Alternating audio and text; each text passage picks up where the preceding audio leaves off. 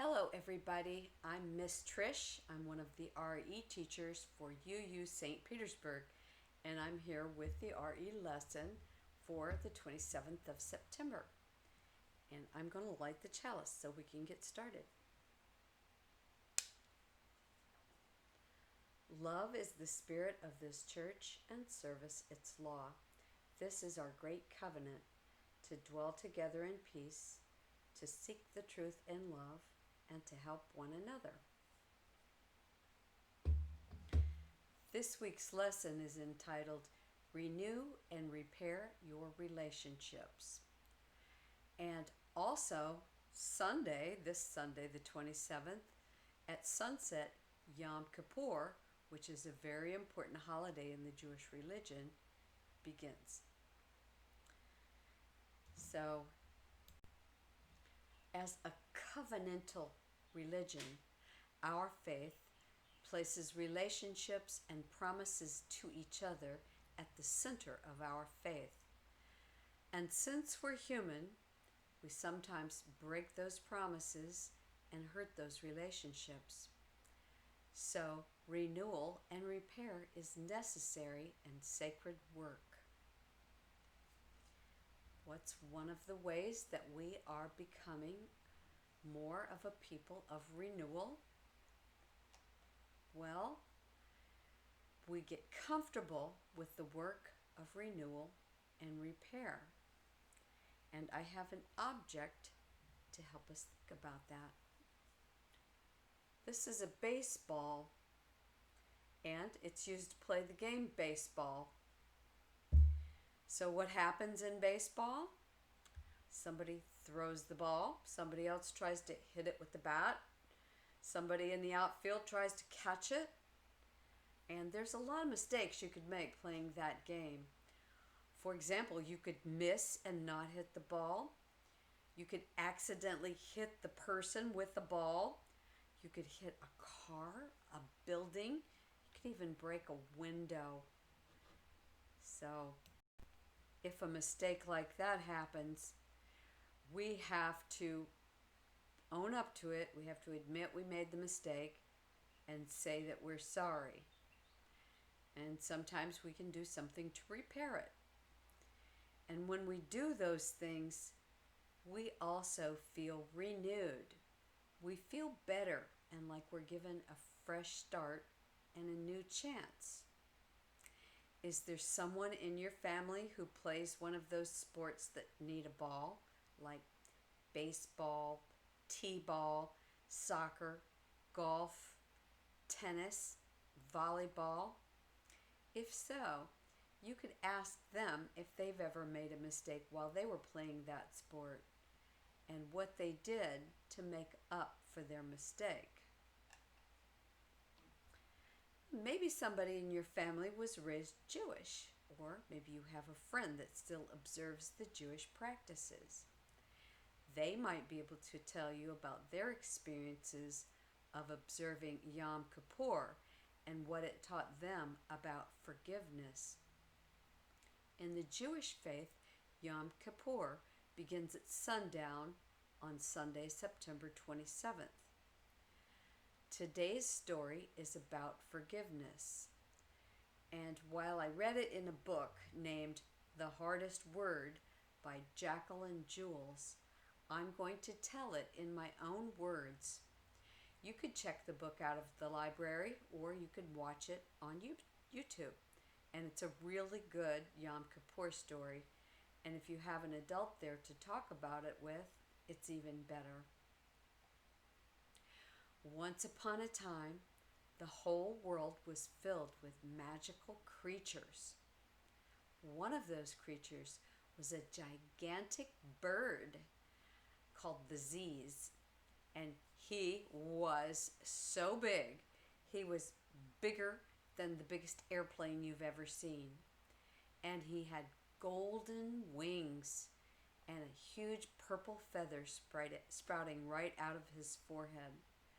He was amazing to look at, and he loved to fly through the air while all the kids below looked up and admired him. And he loved those kids too. one day as he was zooming around, flying up, and down, and all around, and he was flying the very best he could.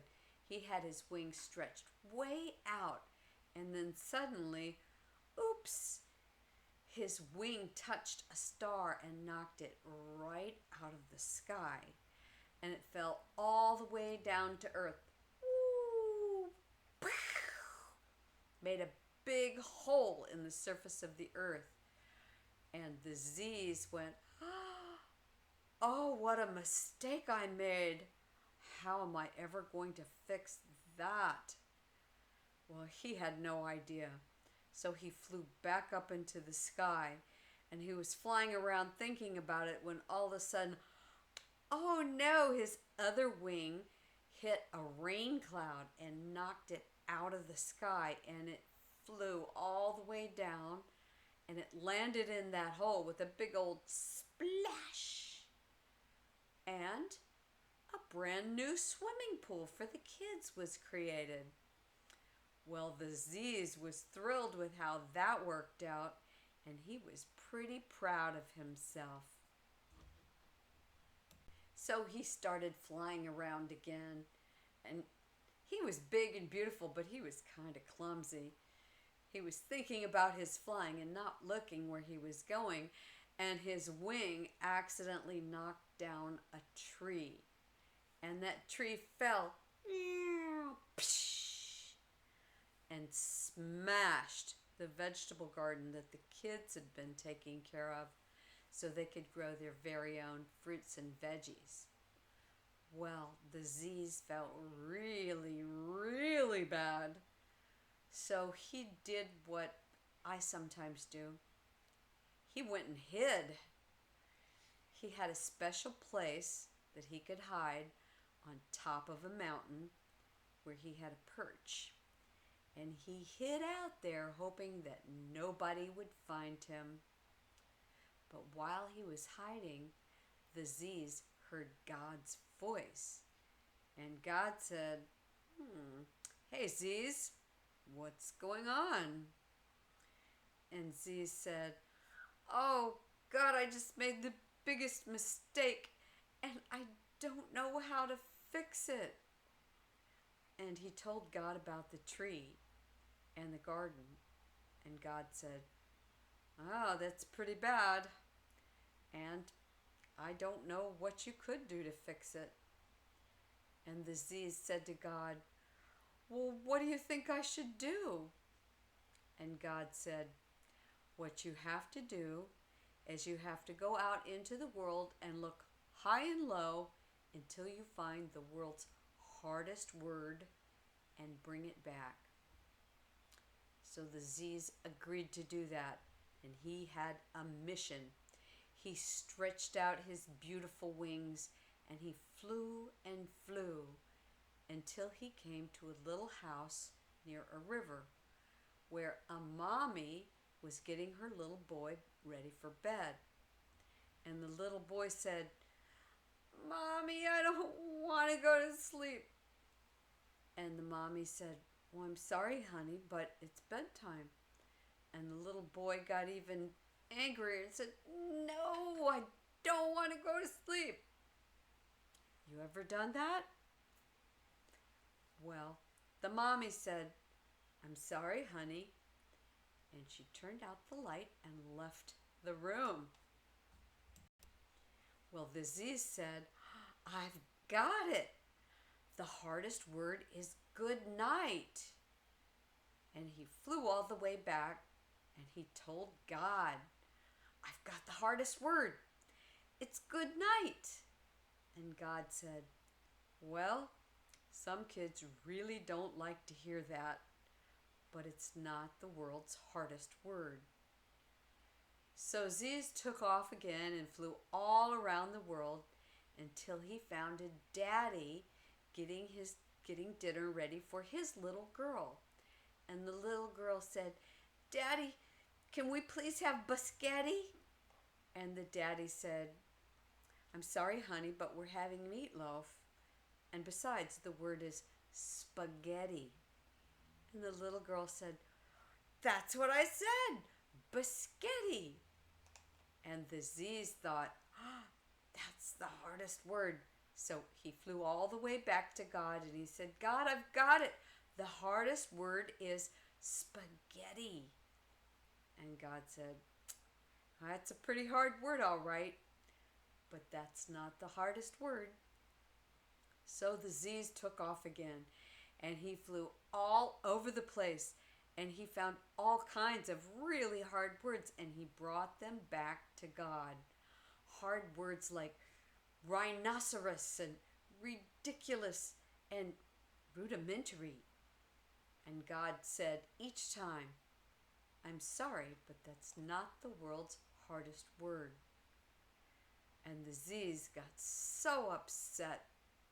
His big, beautiful wings drooped, and his beautiful purple feather drooped. He was so disappointed with himself that he couldn't find the hardest word.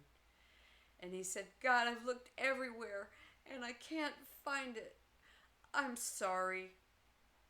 And God said, congratulations, you found it. That's the hardest word. And the Z's said, what do you mean? And God said, I'm sorry. It's really hard for people to say sometimes when they've made a mistake or they've done something wrong. Instead, a lot of times they try to fix it before they get caught or they run and hide. Sometimes it's really hard to say I'm sorry because there's nothing you can do to fix it. So the Z's thought, and then he knew what he had to do. First, he flew to his own vegetable garden and he took a big basket and he gathered up lots of fruits and veggies. And then he flew back to the kids and he gave him the basket with his fruits and veggies to help make up for the ones that they'd smashed. He really cared for the kids. And he took a real deep breath. And he admitted what had happened and he said the world's hardest words. I'm sorry. I hope that you can find ways to say you're sorry when you've made a mistake or you've said something wrong, because it's really worth it to feel renewed and repaired and to give your friends and family a chance to forgive. Hope to see you next time. Bye for now.